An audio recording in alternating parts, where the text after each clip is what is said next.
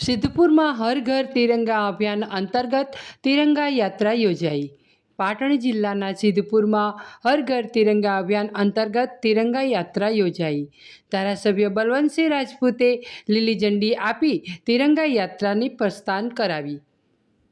तिरंगा यात्रा में विद्यार्थीओ अने नागरिकोए लगाव्या देशभक्तिना नारा। सिद्धपुर में समग्र वातावरण देशभक्तिना रंगे रंगाई गयुं हतुं। तिरंगा यात्रा देशना सन्मान में आयोजित करवामां आवी हती। આજે દેશના વડાપ્રધાન આદરણીય પ્રધાનમંત્રી નરેન્દ્રભાઈ મોદી સાહેબે આ દેશમાં રાષ્ટ્ર પ્રથમ એ ભાવનાથી તિરંગા યાત્રાનું આયોજન કરેલું છે અને વર્ષોથી આપણે જોઈ શકીએ છીએ કે ભવ્યમાં ભવ્ય યાત્રાઓ દિન પ્રતિદિન સમગ્ર ભારતની અંદર 140 કરોડ લોકો સામૂહિક થઈને આ દેશ એ અમારા માટે પ્રથમ છે ભાવના સાથે આ યાત્રાઓનું આયોજન થતું હોય છે।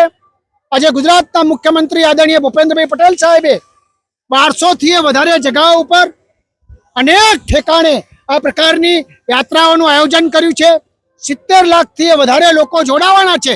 ત્યારે સિદ્ધપુરના તમામ અધિકારીશ્રીઓ પદાધિકારીશ્રીઓ તમામ સંસ્થાઓ એકત્ર થઈને આજે 5000થી વધારે લોકોનું એક ભવ્ય યાત્રાનું આયોજન કર્યું છે અને સંકલ્પ લીધો છે કે 2047માં આ દેશ એના 100 વર્ષ પૂરા થશે ત્યારે મહાસત્તા હશે।